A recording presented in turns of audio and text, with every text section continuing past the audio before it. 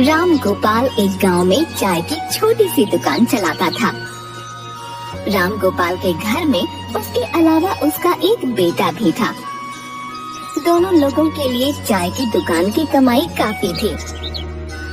राम गोपाल की बीवी का कुछ ही समय पहले देहांत हो गया था।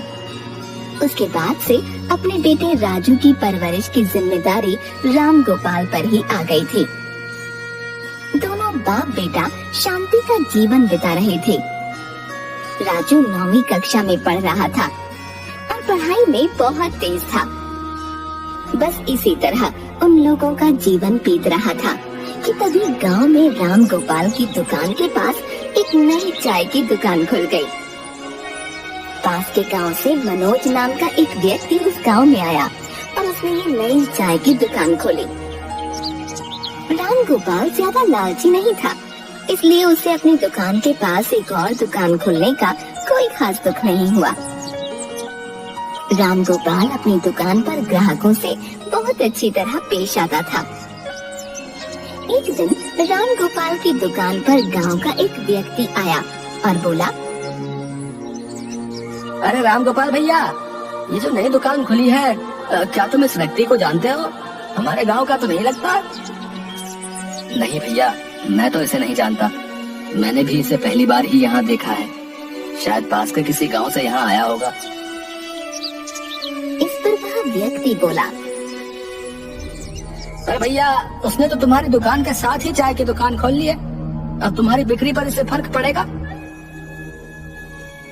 देखो भैया, भगवान की कृपा से मेरी दुकान गांव में बहुत पुरानी है और काफी लोग मुझे जानते भी तो हैं। मेरा गुजारा तो ठीक ही चल रहा है। अब बाकी जिसकी किस्मत में जो है उसे मिलने से कोई रोक नहीं सकता। मेरी किस्मत का जितना काम और पैसा होगा वो तो मुझे मिल ही जाएगा, इसलिए चिंता किस बात की। राम गोपाल इसी तरह खुश रहा करता था और किसी चीज की ज्यादा चिंता नहीं करता था। कुछ दिन बीतने के बाद मनोज की दुकान पर ग्राहकों का आना शुरू हो गया। मनोज थोड़ा चालाक व्यक्ति था। उसकी दुकान पर जो भी पहली बार आता उसे वह चाय मुफ्त में पिलाता था। अरे गांव के लोगों, मेरी दुकान पर जो भी पहली बार आएगा उसे मैं चाय मुफ्त में दूंगा। यदि आपको चाय अच्छी लगे तो आप दोबारा मेरी दुकान पर आइएगा। इस तरह लोगों को रिझाने के लिए वो तरह तरह के तरीके अपनाता रहता था।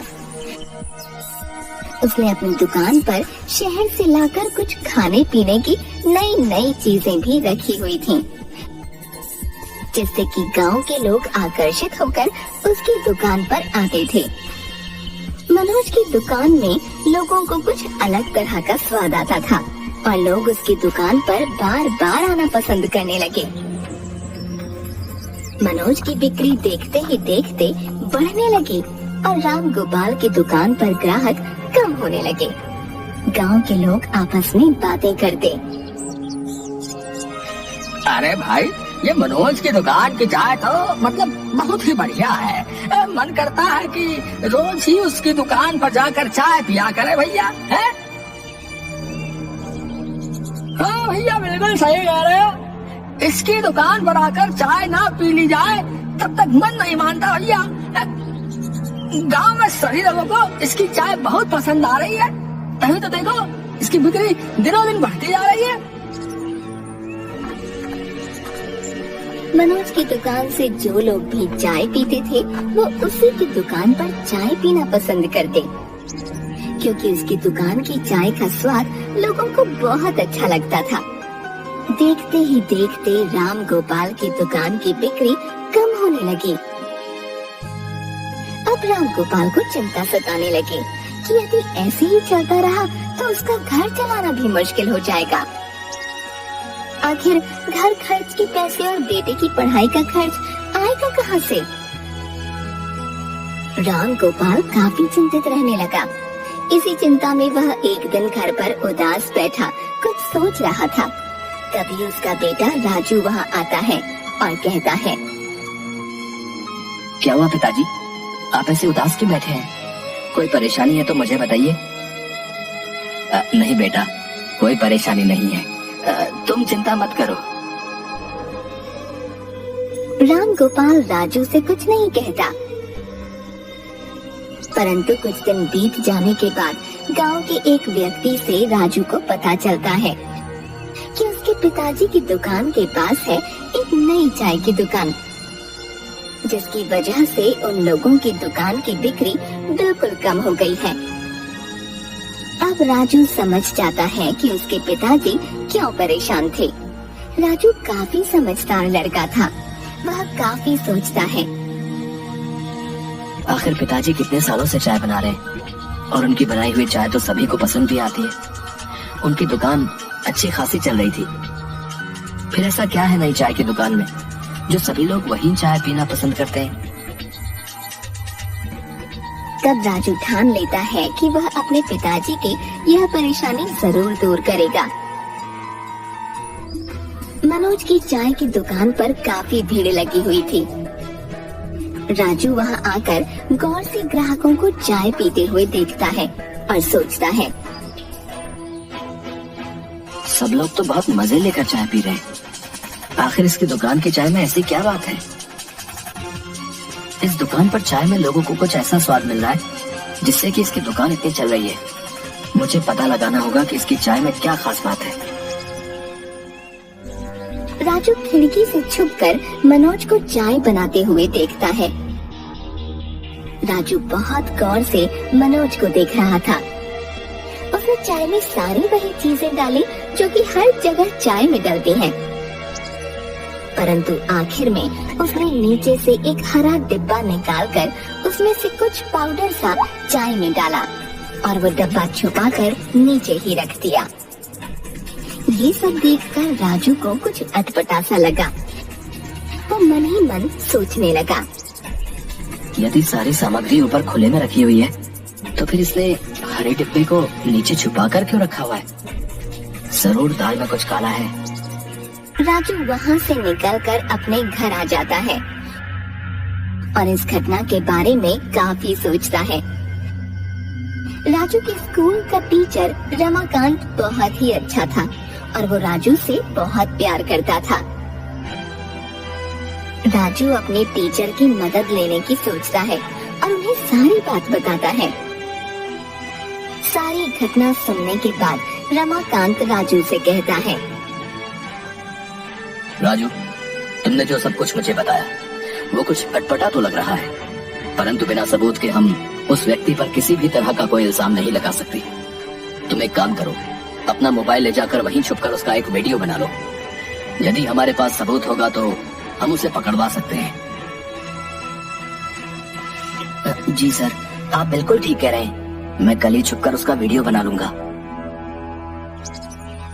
अगले दिन राजू पूरी तैयारी के साथ मनोज की दुकान पर जाता है और वही खिड़की के पास छुपकर खड़ा हो जाता है।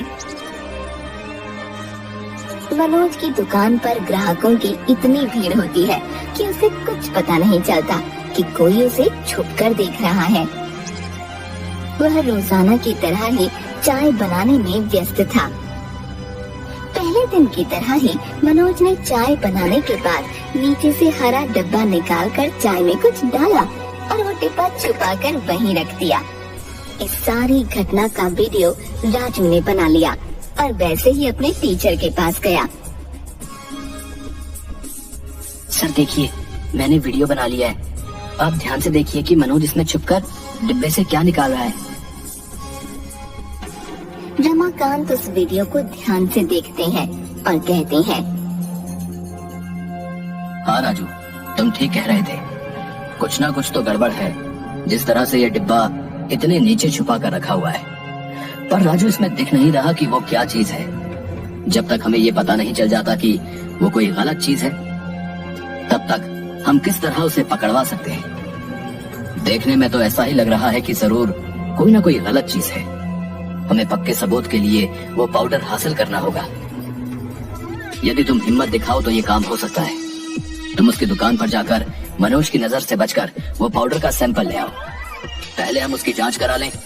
यदि कुछ गड़बड़ हुई तो हम कल ही पुलिस को लेकर पूरी तैयारी के साथ मनोज की दुकान पर जाएंगे और सारी बात का खुलासा करेंगे। राजू सारी बात समझ जाता है और अपने टीचर से कहता है, ठीक है सर, जैसा आप कह रहे हैं मैं वैसा ही करता हूँ। इस काम को बहुत होशियारी और चालाकी से करना होगा, परंतु उसका भांडा फोड़ने के लिए मैं कोई भी रिस्क लेने को तैयार हूँ। अगले ही दिन राजू अपनी वेशभूषा थोड़ी सी बदलकर मनोज की दुकान पर पहुंच जाता है ताकि मनोज उसे पहचान न सके। उसकी दुकान पर काफी भीड़ होने के कारण राजू काफी देर इंतजार करता है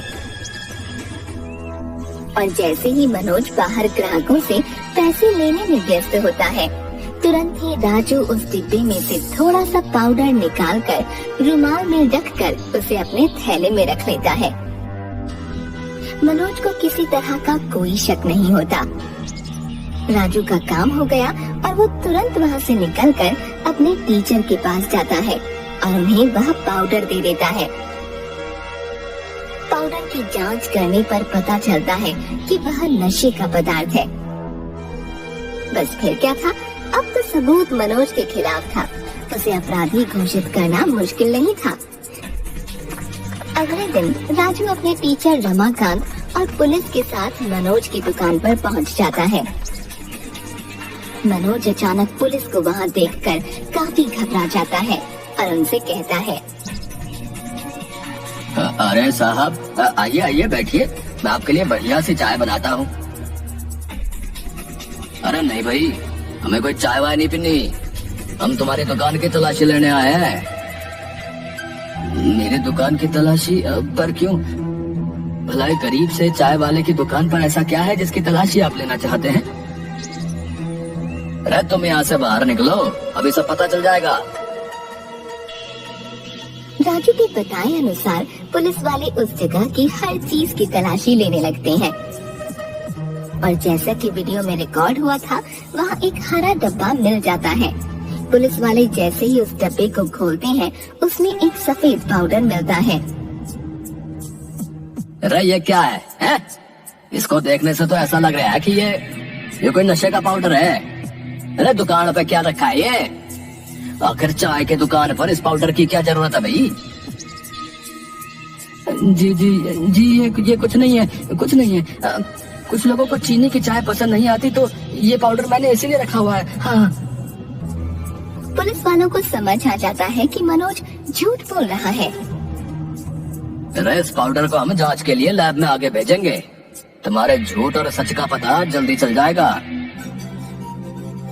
पुलिस वाले मनोज को हिरासत में ले लेते हैं और उसकी दुकान पर ताला लगाकर मनोज को अपने साथ ले जाते हैं। उस पाउडर की पुलिस द्वारा जांच होने पर पता चलता है कि वह नशे का पाउडर है, जिसके सेवन से धीरे धीरे लोगों को उसकी लत लग जाती है और फिर जब तक वह न लिया जाए, शरीर में बेचैनी सी महसूस होती है। पुलिस वाला रमाकांत और राजू से कहता है, यह नशे का पाउडर मनोज शहर से खरीद कर लाता था और जानबूझकर अपनी चाय में डालता था ताकि लोगों को इसकी लत लग जाए। शुरू में इसके कोई नुकसान पता नहीं चलते, परंतु धीरे धीरे शरीर को इसकी लत लग जाती है। मनोज ने अपनी चाय की दुकान चलाने के लिए, अपनी बिक्री बढ़ाने के लिए लोगों की जिंदगियों से ये खिलवाड़ किया।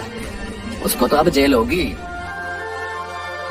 पुलिस वाला रमाकांत और राजू का शुक्रिया अदा करता है और उनसे कहता है कि भाई तुम लोगों ने बहुत ही समझदारी और होशियारी से काम लिया, जिससे कि गांव वालों की जान बच पाई। यदि समय रहते ही ये सब न रोका गया होता ना, तो सभी गांव वालों को इस नशे की लत लग जाती भाई।